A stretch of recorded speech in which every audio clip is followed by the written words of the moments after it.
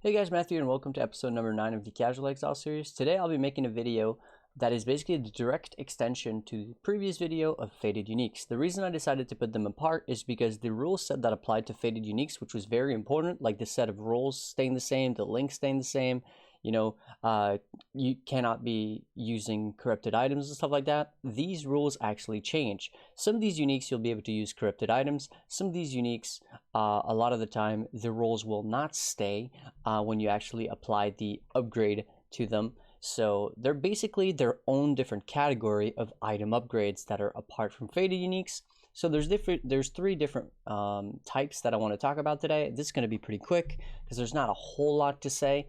Obviously, there's going to be a bunch of examples. As always, in the description of the video, you will find the link to the text version of this whole entire series, so you can check that out. As you can see, we have a decent amount of people actually in the document right now.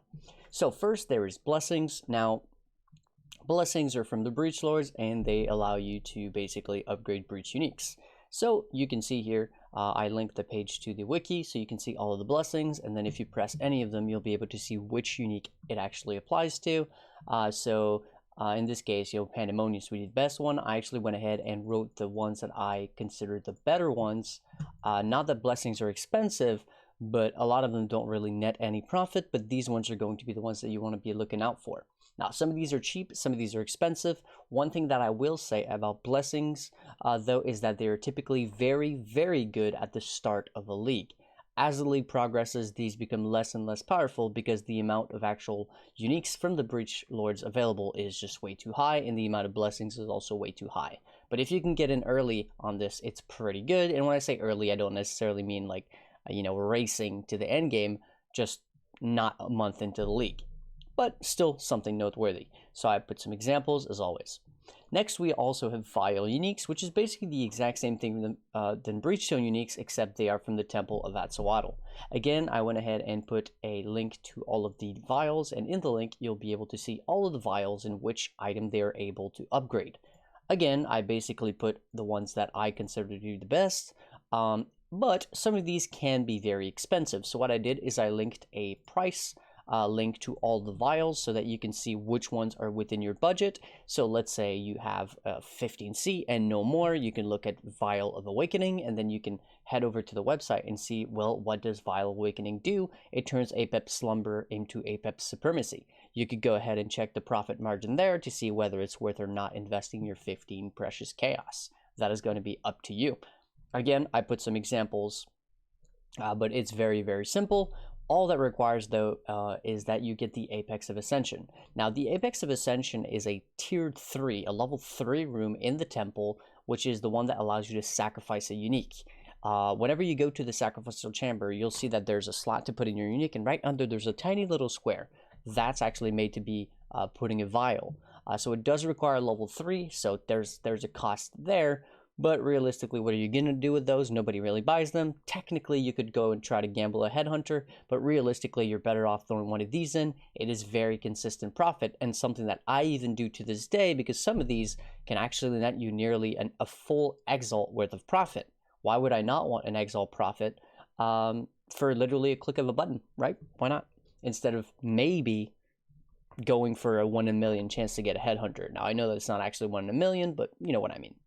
And finally, no, actually not finally, there's actually 4. There's also vendor recipes.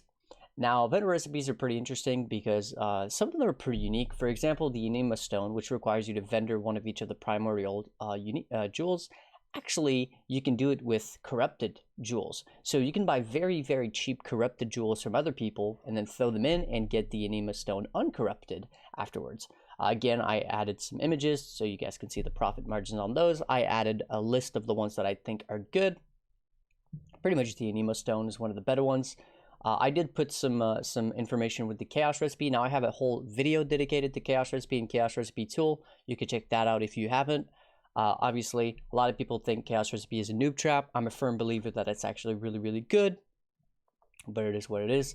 There's also Divine Orbs. Now, I know that this is pretty obvious. You vendor a 6-link, you get a Divine Orb, but I see it all the time. People literally selling 6-links to other players for 3 or 4 chaos when Divine Orbs are like 10 to 20 chaos in some leagues. It's ridiculous. Just vendor your 6 links if they're, not good for you. If you're not going to be using them, they will give you 6 links. There's no reason not to.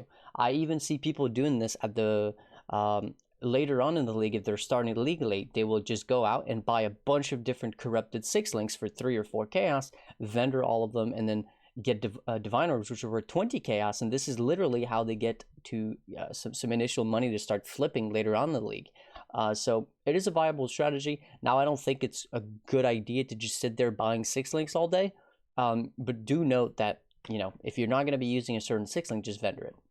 But again, I did say something about the Enigma Stone. There's also Dusk Dawn, which can be pretty good. Now, this is a bit of a niche one, so I wouldn't recommend making 20 of these. But, maybe make one of them, see how long it takes to sell. Maybe another one after it sells. Who knows? Kingsmaker is a very, very good one. These ones they sell very, very fast, especially earlier on in the league. But even at this point in the league, you drop a Soul Taker, you put it up for sale, and within a few minutes, it sells because people are doing this recipe. Because it's basically just a free 20-25 chaos for literally nothing else than just buying 2 unique items, which are both incredibly cheap, throwing a fusing at it.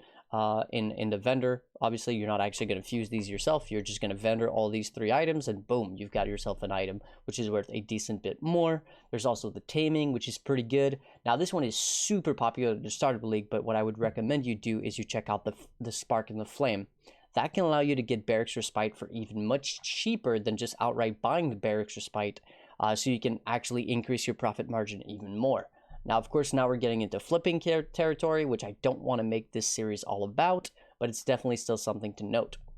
Then I also included the Victor Square. Now, what's unique about the Victor Square is actually that there are multiple outcomes. There are multiple outcomes depending on the item level of the components that you're using, which is vendoring one of each of the Aghanorod staves or staves. When you do that, depending on the item level of the lowest one, you will get a map tier within these. So clearly, you are trying to get you're trying to get as much money as possible, So you're going to want T14, which is going to require 81 and above on the Aghanorod staves. It's very simple. You would literally just put a live search for each of them, buy them when they pop up, vendor all 4 of them, and you are given a Victor Square map, which most of these are like 5 chaos. There's 4 of them. That's 20 chaos. The map sells for 50 chaos, 30 chaos, 1/3 of an exalt from literally doing nothing than just buying a few items and vendoring those items. And finally, this one is one that's actually way more unknown, and that is the Harbinger upgraded uniques. Also added the page to the wiki for these, which are basically called Harbinger Scroll. The Harbinger Scroll allow you to upgrade the uniques. Now, I'm not super aware of these ones. I don't know which ones are the best. I do know that obviously the Torrents Reclamation one is the one that I know of the most, but I don't know about the other ones much. You can easily look into it yourself. It's very simple. You look at the price of the initial unique, the price of the scroll, and then the price of the upgraded item. If there's some type of discrepancy between the prices of both, that's your profit margin.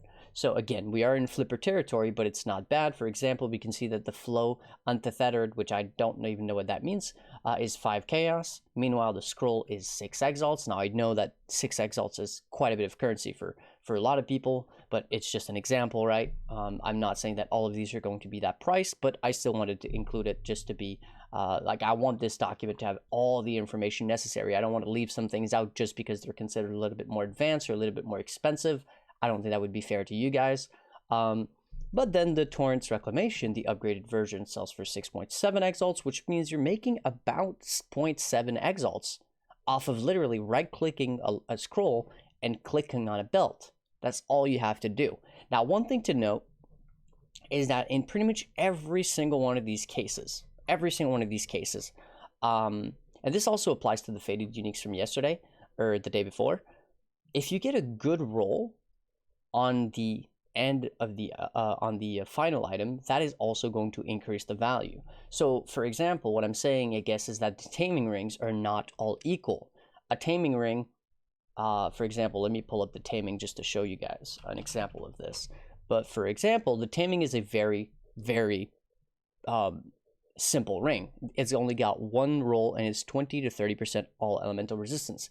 But I can tell you right now that a taming ring with 20 elemental resistance is worth significantly less than taming with 30% elemental resistance. And this is definitely something you need to pay attention to as well, because for example, in this case here, we were making about 25C profit for the taming flip, okay?